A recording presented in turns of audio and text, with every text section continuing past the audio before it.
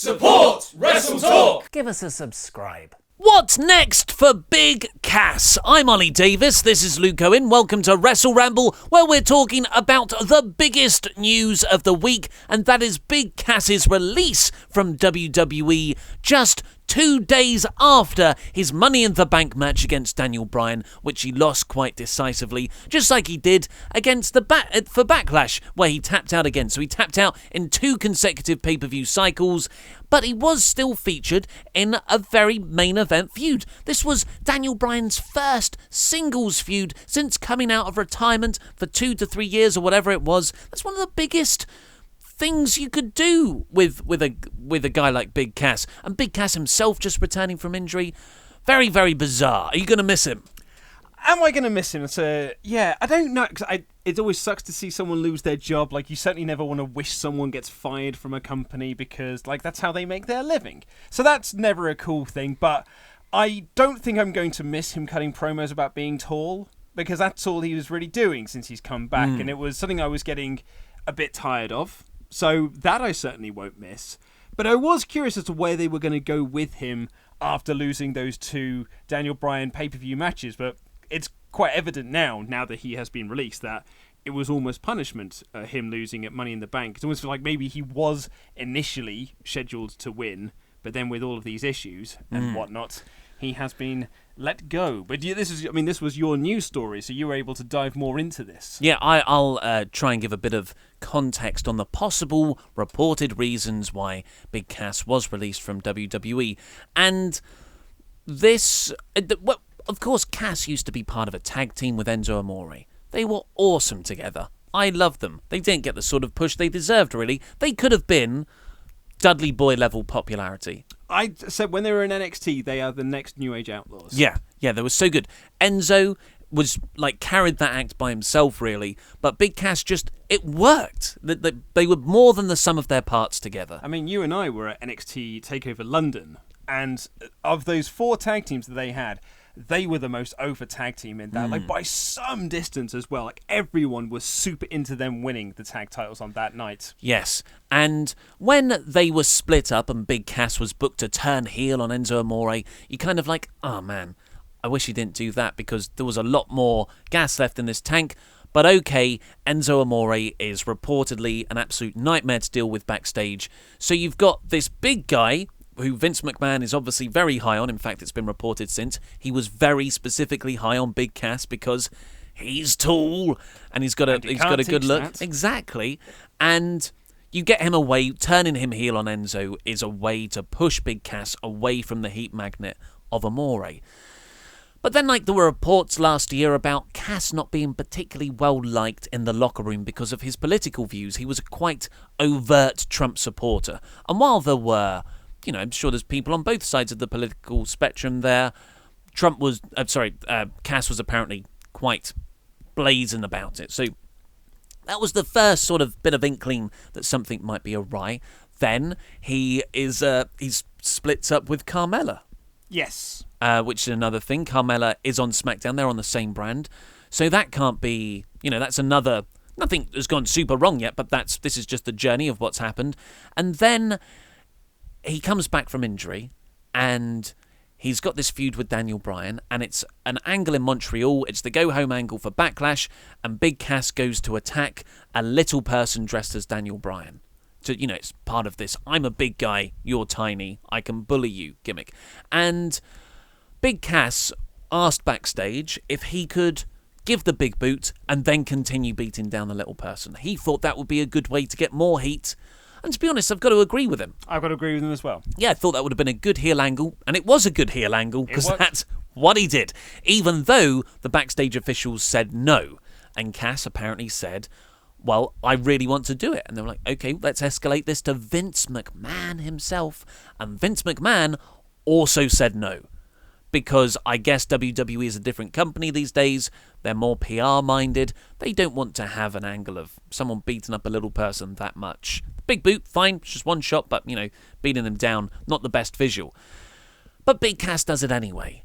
And just 6 days later, at Backlash, he is beaten decisively by Bryan.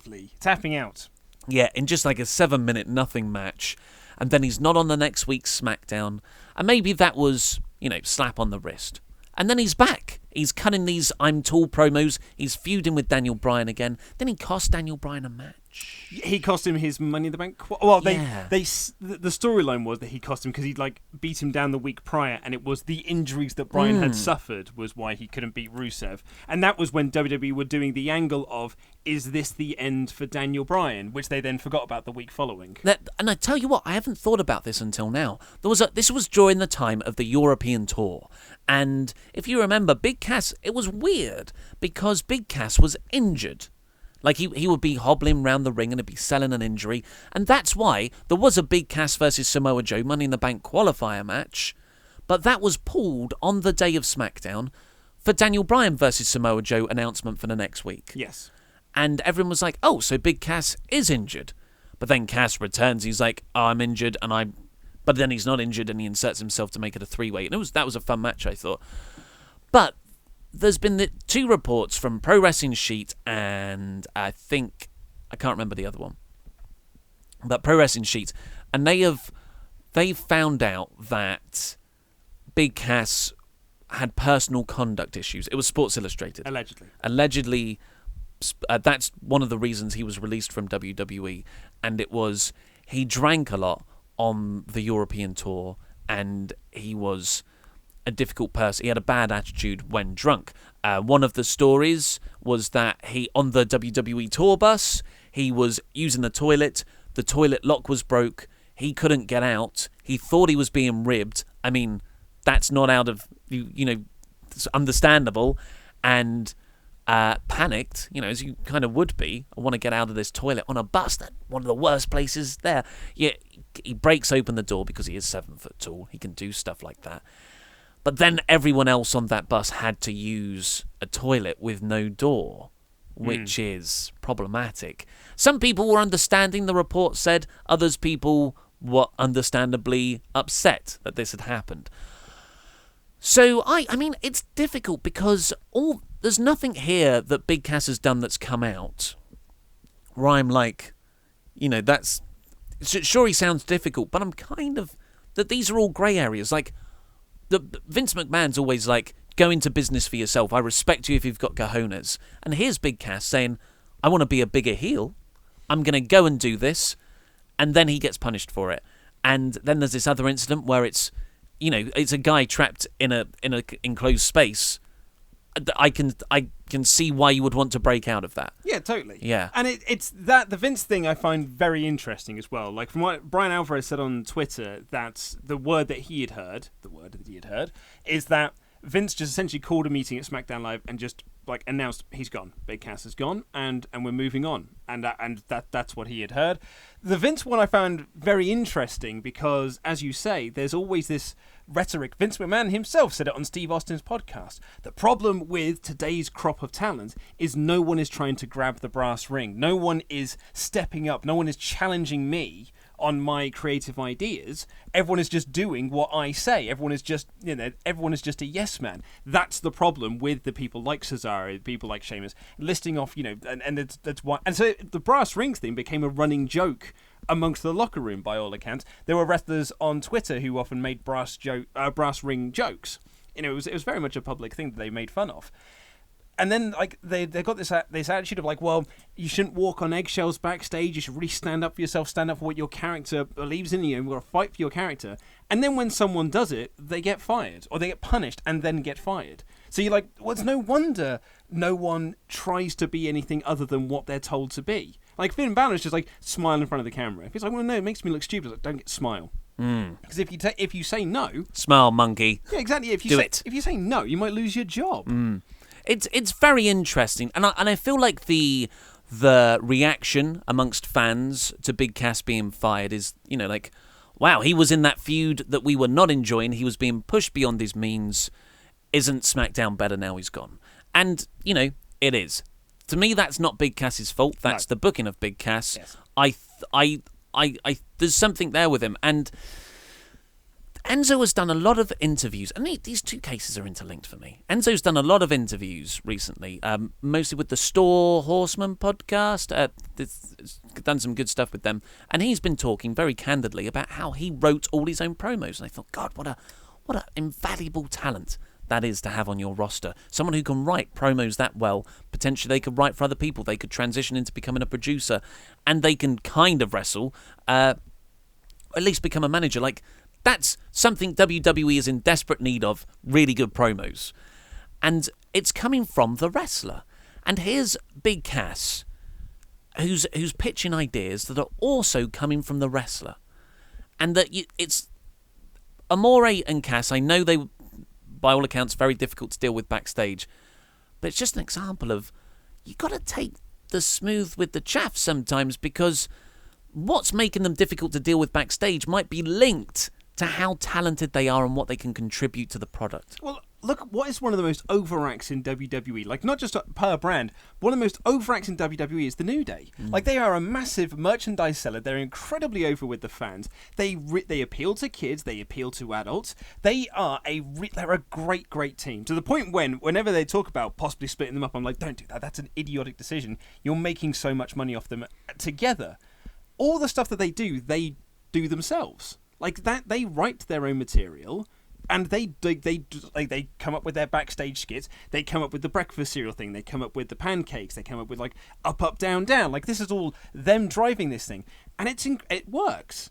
And that's because they gave the talent the creative license to do these things. Everyone loved last year the Fashion Files. Yeah. Everyone loved the Fashion Files. That was Breezango. That was them working with other people to create these skits that people really liked. I mean, what can you say about Finn Balor since he's come back from an injury? What has Finn Balor done that creative gave him? Yeah, I've got nothing for you. Yeah, yeah, well, like creative have. It was the Bray Wyatt Sister Abigail feud. I mean, that's about the only thing he's done that's worth of note, and no one liked it because it was very bad.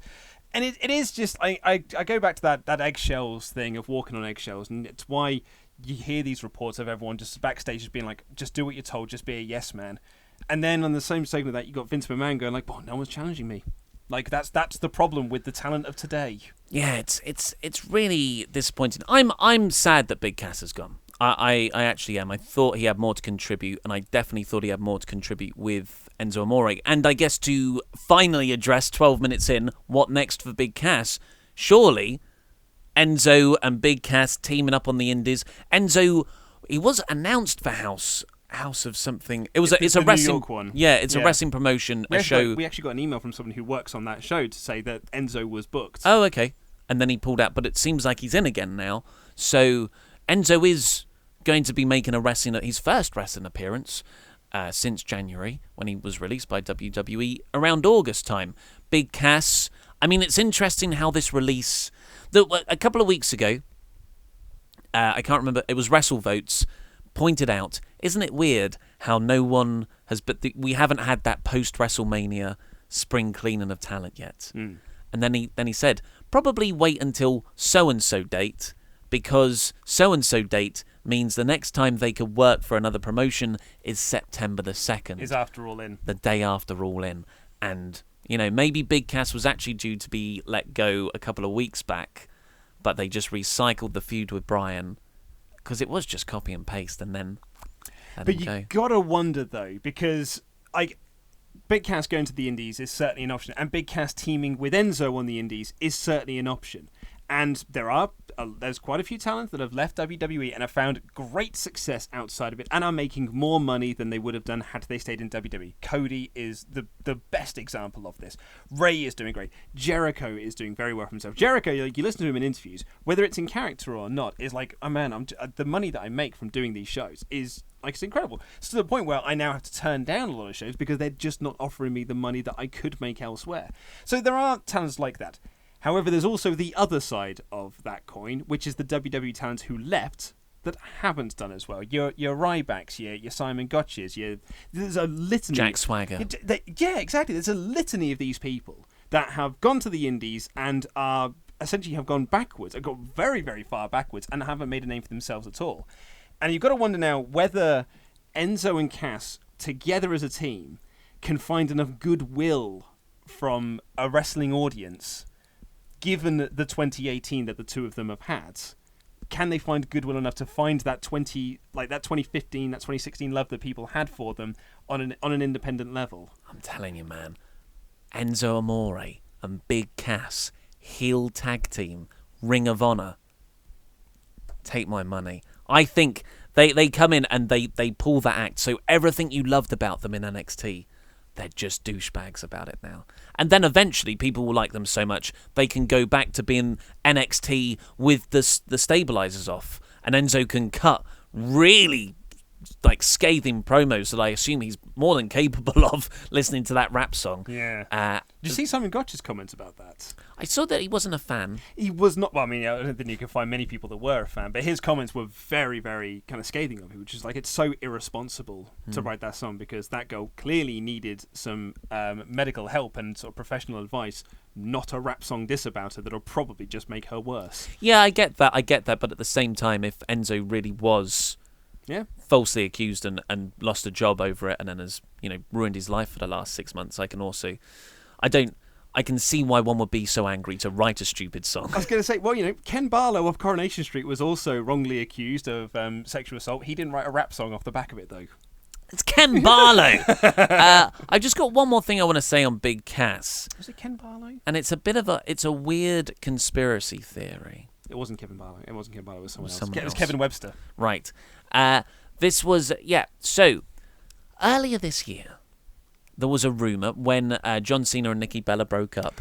Oh, this is... Okay, so, fun fact for you here. This one was a little bit of, a nugget of conspiracy theory that Ollie dropped on me the other day.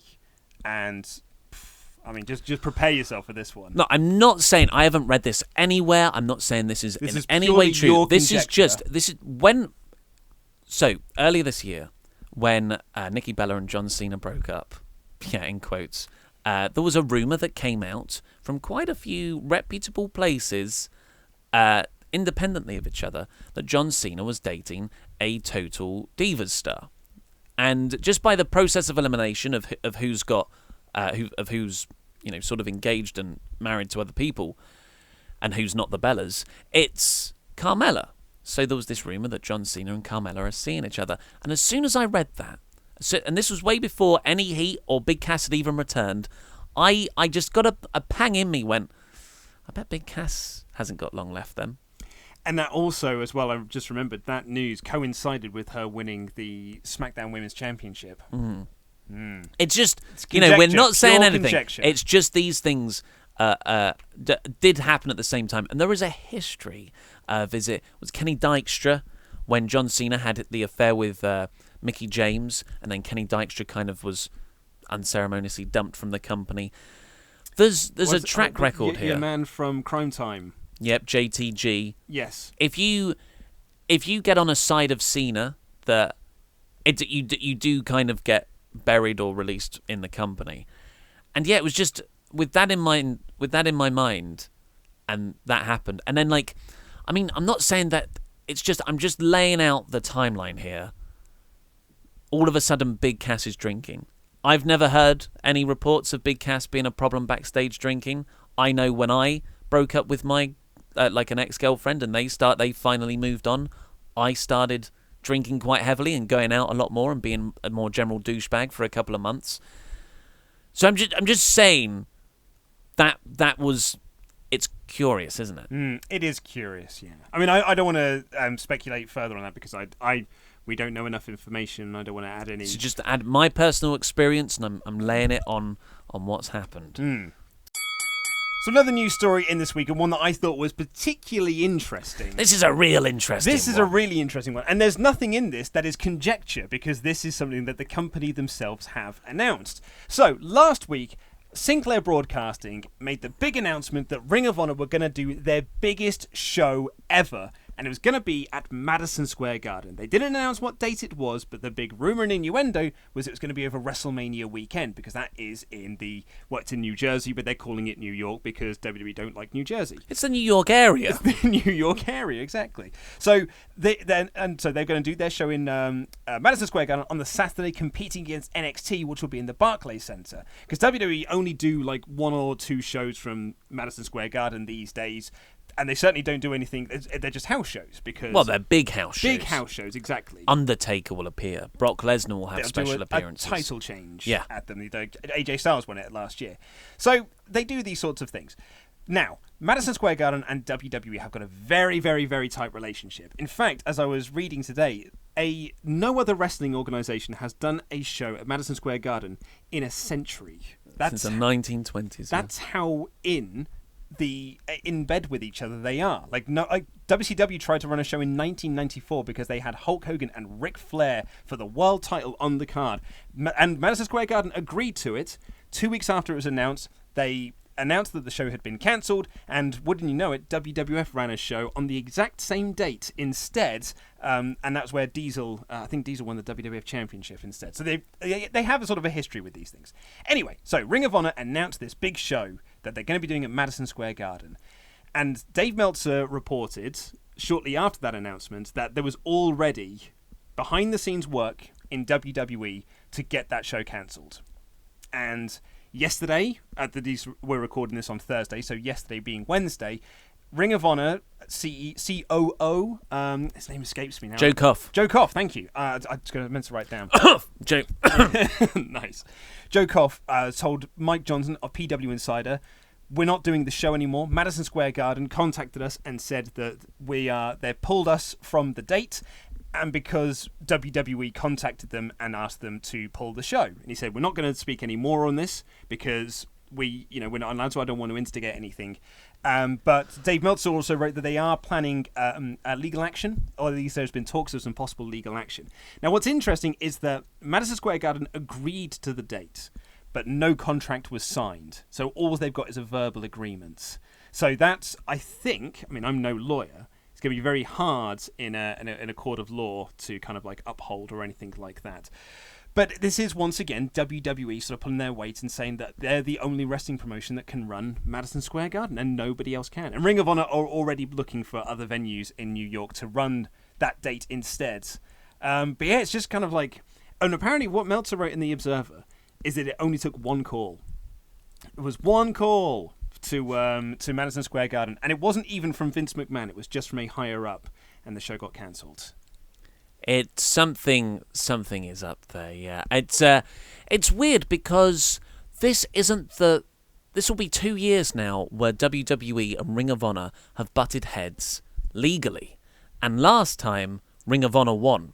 It was when WWE essentially went Kyle O'Reilly, Adam Cole, Donovan Dijak, War Machine, Bobby Fish. They were all Ring of Honor guys. And they were like, yeah, just come over to us when your contract's up. You're not allowed to do that. It's contract tampering in the United States. Apparently it's fine over here. And Ring of Honor were like, because Ring of Honor is owned by Sinclair Broadcasting as a company, as potentially evil as it is, way bigger than WWE. And they were like, no, you can't do that. And all Sinclair's lawyers were like, don't do that. And that's why all those wrestlers, O'Reilly, Cole, Fish, were in limbo. They just disappeared from the indies. Well, not the indies, but like the main New Japan, Ring of Honor, Impact. They just disappeared for 6 months, and they didn't debut in NXT until the summer when the heat had died off from all the contract tampering allegations. And now this year, we've got it around Madison Square Garden. And from what I'd read previously, Madison Square Garden were annoyed with WWE because they were running all their big shows in the Barclays Center now. And the Barclays Center is like MSG's big competitor, but it's cheaper to run Barclays than it is MSG. More seats as well. Yeah, you can make more money on it. So it makes total sense. But that's why MSG started to entertain offers from Ring of Honor, from AAA. I was going to say AAA announced they were going to be running a show next year. It was this year. It was September. Oh, was it really? Yeah, I was going to say they also announced they were going to do one next year as well in 2019. Right. But I'd imagine both of those shows probably aren't going to happen now. Because if WWE, all they have to do is just make one call then that's it. Like they can't do any shows there. They've essentially monopolized the market. Yeah, really, really interesting, and it'll be interesting to see how Sinclair react to this one. Apparently, the word is that they were furious. Really furious that the show is about to be cancelled. Because I didn't read about the Ring of Honor show, the big show, their largest show ever, or whatever it was. From Joe Koff. I read about that from Sinclair's top executive. It was the Sinclair CEO. Yeah, like in an interview with the Baltimore whatever. And yeah, that was him saying, well, certain things have happened. All in, sold out 10,000 seats. This huge deal with Fox that SmackDown has just made for $1 billion. Of course, the other TV companies are going to go, what wrestling stuff do we have? Oh, we've got a Ring of Honor over here. Surely we can do something with that to kind of tap into this big revenue stream. So now that was part of them. They talked about upscaling all their production values and stuff like that to make it look like a more expensive show. Because as great as Ring of Honor is, that production quality is lacking quite heavily. When you look, Impact is far and beyond Ring of Honor, in my opinion, for how it looks aesthetically. So yeah, it'll be very, very interesting to see if Sinclair take on WWE in this. If you want to send in your crap gimmicks, send me an email, luke@wrestletalk.com. If you're new to the show, Crap Gimmicks is our fun little feature where you send us your crap gimmicks to go into Crap Gimmick Wrestling. So far, we've had people like The Fishmonger, this is your favourite, Prof Wrestler got signed last week, Beastmaster, WrestleBot 1000, and we've got an amazing artist now who is doing these brilliant trading card drawings for us. He's actually, the one he's done for Prof Wrestler is superb. He's got a wonderful little pun on the guy's t-shirt. I think it's awesome. We'll have it out soon, yeah. We'll have being worked on. That's what she said. Chris Tillett, his name is. Yes. Lewis Tillett. Lewis Tillett. Lewis Tillett. He's also on Patreon. So we have got 3 crap gimmicks for you. Okay, now, I haven't heard these. Now, if you have sent me them and we have not read them out, I do apologise. I have got a big backlog of them. So, it's a very popular segment. It is indeed. Like as soon as when I know this episode has gone live, because all of a sudden my inbox gets full with crap gimmick suggestions. So this one comes in from Deshaun Black, and he has suggested Maximum Break, the Underground Street Snooker Champion. Maximum Break. Oh, okay. I thought it was like a 90s action movie just from Maximum Break. Yeah, starring Keanu Reeves. Okay, by the way, I'm already quite into this because I love snooker. Maximum Break is a bald, 6-foot, roided-up, snooker-playing wrestling beast who sports a snazzy, dapper waistcoat and some shiny shoes. Maximum Break doesn't enter the arena until the MC has gone through a long-winded introduction. While this is going on, you can see Maximum holding his cue, psyching himself up backstage, ready to enter. Maximum has a submission hold which he is banned from using, where he grabs both of his opponent's arms and sticks his knee into their back. This puts his opponents in great pain, but because their arms aren't free to tap out, they are effectively snookered. That is Maximum Break. Oh, is that it? Oh, okay. Oh, I thought there was a lot more mileage in the gimmick. I saw him as a kind of Peter Ebdon snooker player, where he would get out of the ring and look at all the angles for ages, setting up his shots. Unfortunately, there is a little bit more to this, but I felt that the more Deshaun said, the further he got away from the snooker gimmick. There is some mileage in I love the visual of like a Brock Lesnar, a Lars Sullivan type wrestler, and you give him a snooker gimmick. Yeah, there's and it's so much mileage in that. And he'd come to the ring with his snooker cue, and he'd just put it on the side, and well, that's an illegal weapon that's going to get used later. And he can extravagantly put the cue together in the middle, twisting it on. Oh, he's a bit further away than he should be. I need to get the telescopic extension, put that on the back, and then jump right in the gut. And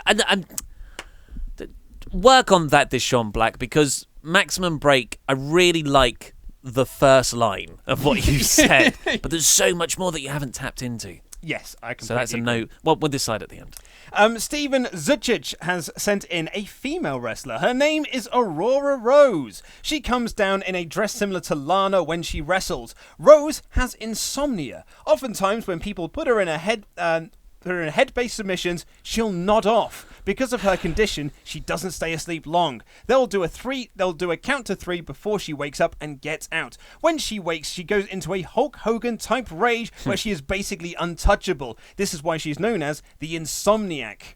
Rose's sayings are usually puns like telling doubting management not to sleep on her, telling people flirting with her in your dreams, or telling her opponents she's putting their lights out. Her finishes are the Brer Lock, which is a modified sleeper hold, and the Sleeping Beauty, which is a go to sleep. So that is Aurora Rose, a insomniac essentially. Although it feels that that's more like a kleptomaniac if they're just falling asleep. No, at random narcoleptic. Kleptomaniac steals things. Steals things, that's right, yes. Yes, I was thinking the exact same thing. This is a narcoleptic gimmick. But that's got mileage as a narcoleptic gimmick. Yes. I thought that'd be quite funny because then they could have, but it wouldn't be them falling asleep. It would be them putting on a submission, but them falling asleep in the submission themselves, and the referee would then raise her arm. What do you think? I think there is some. I don't understand the dress part of it. Like wearing clothes similar to Lana. It almost feels like they should be wearing almost like satin bedrobe. Like a nightgown. Like a nightgown, yeah. I think there is some stuff in there that works. I particularly like the Hulk Hogan like rage out thing. Yeah. And so it feels like you started with Insomnomaniac and then worked backwards from there. Yeah. And I appreciate that level of contrivedness. Or actually maybe, like the 19th century cliche bed thing where you've got the big sleepy hat on. You're talking about the Muppets Christmas Carol. Yeah, and the big pajamas. Yeah. That would be better. And it wouldn't be objectifying, because that is a very unflattering look for anyone. One more we've got here from Andy Power. It's a great name. It is a great name. My crap gimmick is a heel character called the Barman Barney Tender. Bartender. Now, I'll be honest, we did get another email suggestion in for another bartender type gimmick, but I thought this one was better. I imagine him as a rough, middle-aged, 300-pound guy in a shirt, trousers, and most importantly, an apron/penny. His finishing move would be a knockout maneuver like a punt kick and call it closing time, or a powerbomb-like maneuver called the Jaeger bomb. Copyright pending. When he comes to the ring, he could offer out bottles of beer to the audience, but refuse them service because of their rowdy behaviour, or his belief is they are not of age to purchase alcohol. He may even go as far as to take drinks off the audience because they've, quote, had enough. In matches, Barney could conceal weapons in his apron like a corkscrew or a sugar glass bottle to use when the ref is not looking, similar to Regal and his brass knucks. I like this a lot.